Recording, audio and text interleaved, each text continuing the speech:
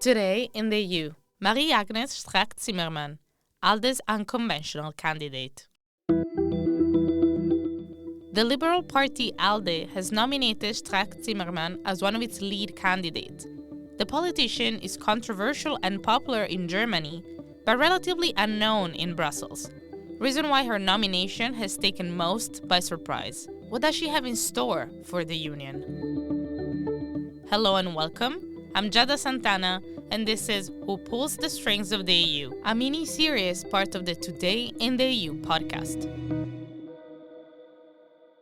Marie-Agnes Strack-Zimmermann. Marie-Agnes Strack-Zimmermann. Marie-Agnes Strack-Zimmermann. Marie-Agnes Strack-Zimmermann. I have to say that when her name first emerged, I rushed to my computer to look it up. I didn't know much about her. Geht es eigentlich mit 63 noch, dass man cool ist? Some newspapers call Strack-Zimmermann the coolest sock of her party.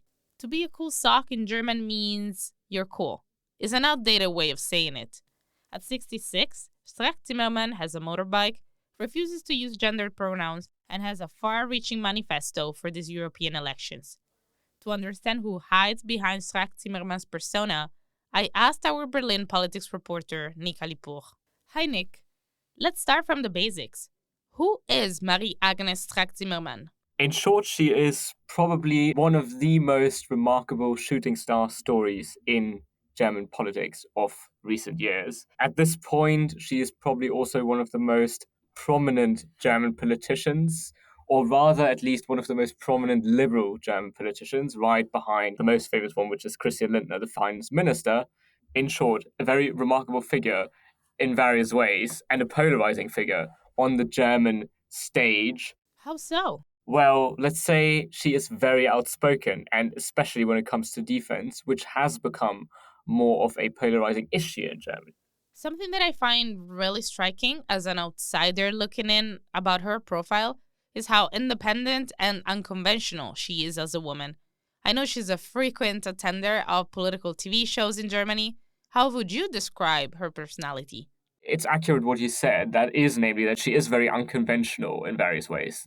She has been known for riding a scooter in the German parliament to get from meeting to meeting. So she's really I think, toying with this image of being different and being quirky. And visually, she's very recognizable. You know, she has this very typically masculine looks. People recognize her. That's the other big thing. And the final thing I think about her is she's really accessible. She's talking in ways that people understand. So, for example, my colleague Jonathan Packroth interviewed her at the conference over the weekend. One of the words she used there was, well, the equivalent translation would be stupid. And you wouldn't normally hear a German a politician use that word. So it's like all these things that make people feel like, I know what she's talking about. I understand her. She's just a lot more vivid. And I think that's an interesting thing for journalists as well. She's accessible when she's talking to journalists. If you send her a request, it might just so happen that she will respond herself and very quickly. So that's very rare. And I think this has really helped her image because she's so available. People write about her. And that's not a common trait for politicians. She used to work for a publisher. She has a background in journalism in parallel to her local political career. What part of her past and her background do you think favors this specific disposition?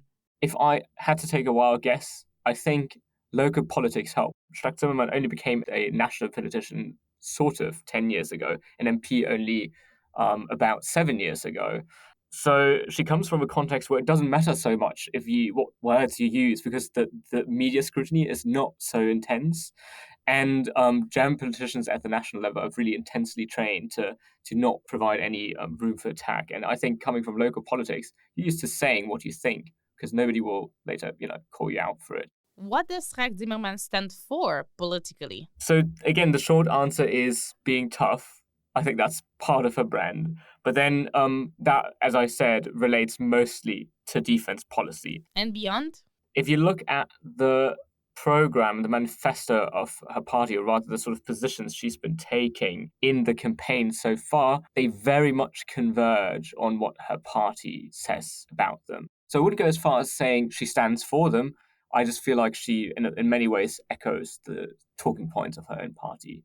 So the one thing that everyone who is involved with politics knows her for these days is being tough on Russia and sending more weapons to Ukraine. And that has sort of become her trademark as of recent months. I think that's a fair summary. Right. Strack-Zimmermann is one of the 3 Spitzenkandidaten of ALDE. However, her political career started at the grassroots level. She was the mayor of Düsseldorf for 6 years, but then she joined the National Party elite and now she's at the European stage. What political decisions favored her rise to power? She was sort of the deputy mayor in a pretty big city, I'd say, in North Rhine-Westphalia. But that in itself obviously doesn't really lend itself to becoming a national politician. But what she had going for her is that the current leader of the Liberal Democrats, of the FDP, Christian Lindner, who I mentioned before, he was also from that city, right? So he knew her. She was the head of that local party branch. And so when the FDP had just failed to make the German parliament, Christian Lindner took over power, and with him he brought Strack-Zimmermann. She became the deputy leader the same year as he became the leader of the party. And in 2017, then she also became a member of the national parliament. But really, I think if I today ask my mother or any other slightly politically interested but not really deep in the topic sort of person, they will know her. The reason is really the Ukraine war. She became as you said, head of the defense committee in the German parliament in 2021, and shortly after Russia attacked Ukraine. And so there was this defense really sort of like in an exposed position with Strack-Zimmermann as a defense expert, straight talking, very tough. And there was the war on the other hand, that just naturally lent itself to her profile really rising very quickly in Germany. One could say that the latest geopolitical events sort of served her political career in a way, because defense is their strongest suit. Is this why she was chosen by ALDE?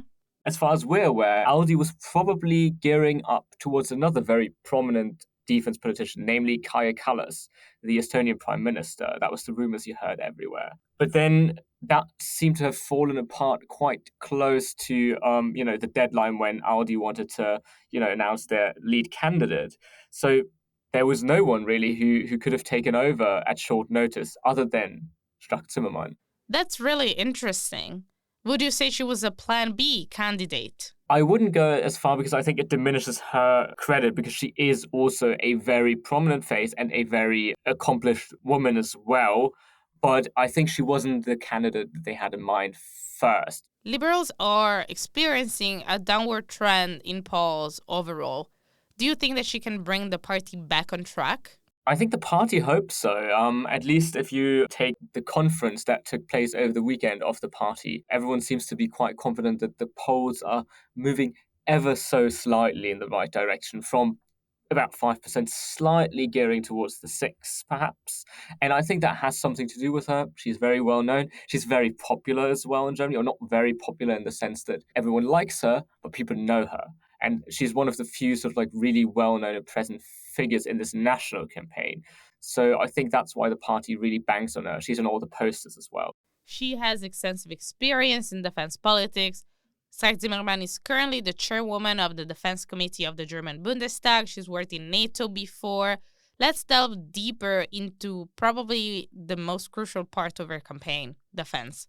As I said, a lot of it is toughness, is, sending more heavy weapons to Ukraine. It's nearly too late because if we don't do more, absolutely more for Ukraine, we lost this war, and this would be a catastrophe for the whole world, not only for Europe. And also, in particular, Taurus. I think Taurus has really become associated with her. Taurus is a long-range missile, supposed to be a very strong weapon, which could really aid Ukraine strike targets behind enemy lines. But the Chancellor has refused so far to deliver to Ukraine. He said it's a very dangerous weapon, and so it would require German soldiers to do the targeting on the ground in Ukraine, and Germany can't do that.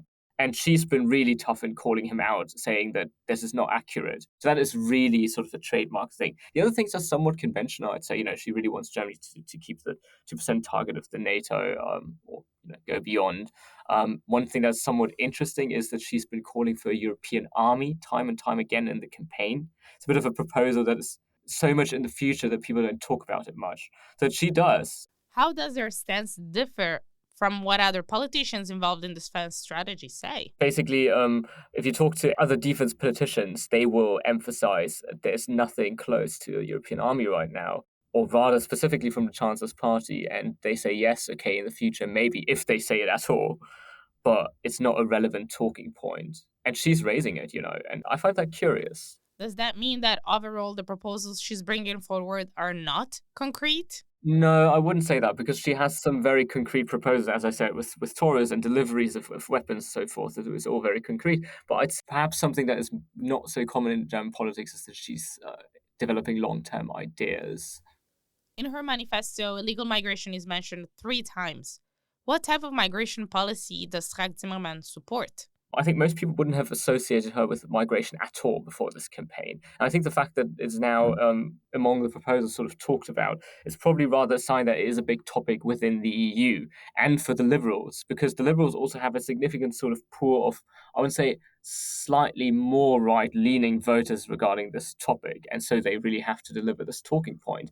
The one thing that I think stands out, which the Liberals have been pushing for in particular, is the so-called Rwanda model, which is, processing asylum claims at the border of the EU in third countries. That one is an official demand that she has as part of the manifesto. That one will be an interesting one to watch. What is going to happen with that after the election or at the national level before? One of the talking points of the Liberals is also a certain disapproval of von der Leyen's actions lately. To Euractiv, Strack-Zimmermann spoke about the poor performance of the president of the European Commission. What is she specifically critical of? Again, something where I would say most people don't associate her with bureaucracy. It's now because the position is so important for the FDP, she's sort of forced to talk about more than defense. And the parts sort of obviously that she's very critical about are the ones that the Liberals are critical about, which is bureaucracy. Von der Leyen's green regulation has created too much bureaucracy. That's also what she told Jonathan in his interview over the party conference this weekend, where she's saying basically what von der Leyen has done was quote-unquote stupid because it has created more regulation rather than trying to get to net zero via markets and things such as the carbon emission trading scheme. And she's been very critical as well of the combustion engine ban, which her party is also very critical of. So you see, the talking points are very much echoing what the Liberals have been saying for months and months. Finally, how will Strack-Zimmermann influence EU institutions if elected? At the national level, she's very well known, and people in the FDP hope that she can sway polls. At the European level, she's completely unknown to a large extent, let's put it that way. So to be honest, it is a bit unpredictable how her character will translate. So the one thing I can say is obviously there's a language barrier because she's German native, and it will depend a lot on how much she can translate of that character into English. But the other thing where she will play a role is the parliament's defense sort of profile, which has been low. So an interesting thing, for example, is that right now there's only a defense subcommittee in the parliament. ALDE supports a committee. So who knows, maybe Strack-Zimmermann will play a role in that new defense committee if it is actually happening. So I see that.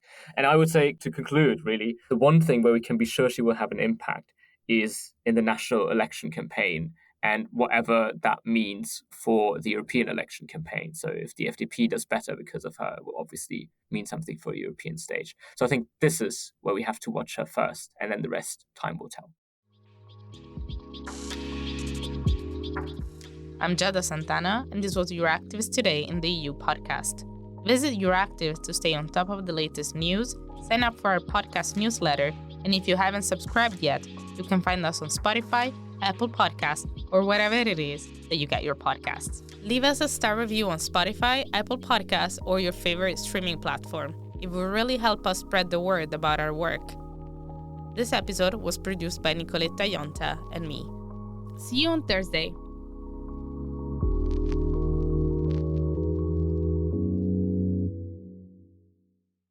As part of our commitment to accuracy, inclusion, and transparency, Euractiv is part of the Trust Project.